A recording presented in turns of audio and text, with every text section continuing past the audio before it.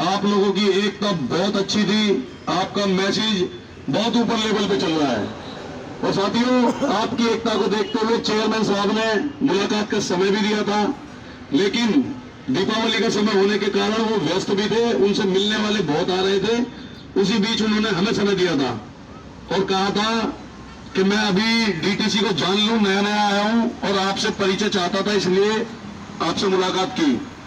लेकिन हमारा सवाल एक ही था, साहब त्योहार सर पर है, हमें इतना पैसा नहीं मिलता कि हम उसे खुशी से मना पाए इस त्योहार को।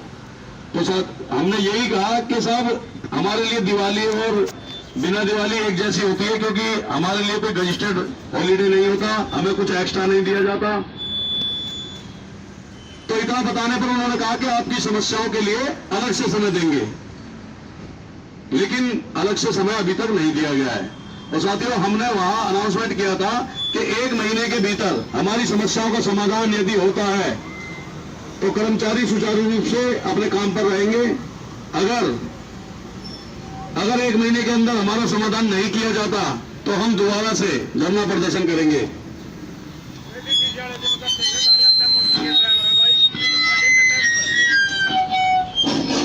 तो उसी कड़ी में आने वाले 13 नवंबर को, जो अभी 13 नवंबर है, 13 नवंबर को धरना प्रदर्शन शांतिप्रिय रूप से होगा, जैसा पहले हुआ था। लेकिन साथियों, धरना तभी कामयाब होगा जब आपकी संख्या वहां पर होगी, क्योंकि नोटिस सब करते हैं, ये भी नोटिस किया जाता है कि कितने आदमी पीड़ित हैं, कितने लोगों को समस्या है। तो समस्या तो हम सबकी है। अगर बटे रहेंगे कि भाई कंडक्टर है, उन्हें तो इलेक्ट्रिक बस में भेज दिया जाएगा, ड्राइवर है, उनका पता नहीं क्या होगा। अगर इस प्रकार आपस में भेदभाव रखोगे, बटे रहोगे, तो भैया ना तो ये कुछ सुनने वाले, ना कोई सुनने वाला। आपकी सुनी जब जाएगी जब आप एक होंगे, एकता होगी और आपकी संख्या में दिखाई देगी, संख्या में ताकत होगी। तो साथियों, वही एकता, वही संख्या दोबारा आपको दिखानी है। साथियों, दबाव पूरा है, लेकिन डिपार्टमेंट का पहले से चला आया कि इन्हें डराते रहो, जितना ये डर के रहेंगे उतना इनका काम चलता रहेगा। तो भैया डरना बंद कर दो, क्योंकि रोजगार पे लात मारने की इन्होंने पूरी साजिश कर रखी है। क्योंकि ड्राइवरों का भविष्य लटका हुआ दिखाई दे रहा है, क्योंकि बस जो हरी और लाल बंद होने वाली है।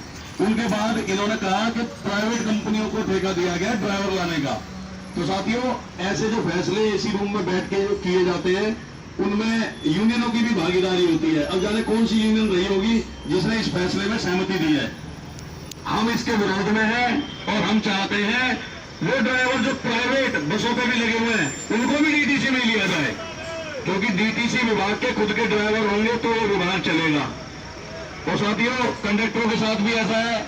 हमने तो समस्याएं रखी थी, क्योंकि जब हमने मुलाकात की थी दीपावली के टाइम भी, तब भी हमने ज्ञापन दिया था अपनी समस्याओं का। 16 तारीख को भी ज्ञापन दिया था। प्रत्येक मंत्री, जो भी संबंधित मंत्री है, इसमें परिवहन मंत्री और मुख्यमंत्री, जो भी मजदूर कल्याण वाले मंत्री है, जो इन सबको दिया था, लेबर कमिश्नर को दिया था, दिल्ली पुलिस कमिश्नर को दिया था, जो भी संबंधित है इससे। तो सबसे यह आश्वासन मिला था कि आपकी मुलाकात कराई जाएगी, आपकी समस्याओं का समाधान होगा। लेकिन समाधान अभी कुछ नहीं हुआ है, ना उस पर कोई बात कर रहा है। तो साथियों, इनको दोबारा रिमाइंड कराने के लिए हमें 13 तारीख को धरना रखना पड़ेगा। चुनावी माहौल है, इस समय कुछ हो गया तो सब कुछ हो सकता है, वरना अगले 5 साल के लिए छुट्टी। फिर अगले 5 साल बाद कहना कि 14 साल तो हमें 2024 में हो गए थे, अब 2029 में हमें 19 साल हो गए हैं। भाई इससे ज्यादा कुछ बदलाव नहीं होगा। अगर सबको एक्टिव करें और सभी साथी एक हो जाएं, यही ताकत आईपी हेडक्वार्टर पर 13 तारीख को बुधवार को देखने को मिलेगी। तो समझो आपका काम अभी 40% हो चुका मानो, क्योंकि आपको सबने नोटिस कर लिया है।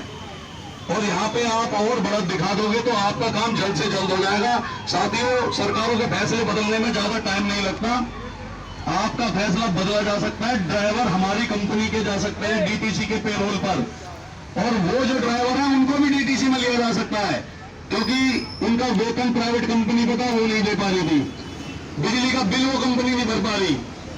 और साथियों, जो अनुभव आपने ले रखा है, आपने लाइफ का गोल्डन पीरियड इस विभाग को दिया है, तो उसका कुछ तो हर्जाना मांगोगे या चुपचाप इलेक्ट्रिक बस में जाके आईडी बनवाओगे। तो भाई, मैं आप सभी से पूछना चाहता हूं, अगर आप साथ हो तो समर्थन दो, हाथ खड़े करके बता दो कि भाई हम साथ आईपी हेडक्वार्टर पर प्रत्येक आदमी आएगा और अपने साथी जितने जानने वाले हैं, सबको लेकर आएगा। तो साथियों, आईपी हेडक्वार्टर पर जब भीड़ दिखाई देगी तो समझो अपने आप ही मंत्रियों तक पहुंच गई। साथियों, डरने की किसी को कोई जरूरत नहीं है। आपको कोई धमकी देता है, डराता है, धमकाता है रिपोर्ट बनाने की, तो सुप्रीम कोर्ट के वकील रोहित पांडे जी आपके समर्थन में है। और आप समझ सकते हो, वो भी बार के सेक्रेटरी, 8 बार के जीते हुए, तो उनके आगे तो जज साहब भी समझते हो ना, नमस्ते करते हैं। तो हमारे विभाग की इतनी औकात नहीं कि वहां फालतू बोले। और जिसके साथ कोई कार्रवाई होगी हमें बताना, रोहित पांडे जी खुद संज्ञान लेंगे, वो खुद इन्हें लीगल नोटिस भेजेंगे किस बेस पे निकाला गया। आपका संवैधानिक अधिकार है धरना प्रदर्शन करना, हड़ताल करना, ये संविधान में लिखा हुआ है। इस अधिकार से आपको कोई वंचित नहीं कर सकता। अगर कोई वंचित कर रहा है, कोई धमका रहा है, कोई डीएम, कोई आरएम, कोई फोरमैन, कोई डीओ,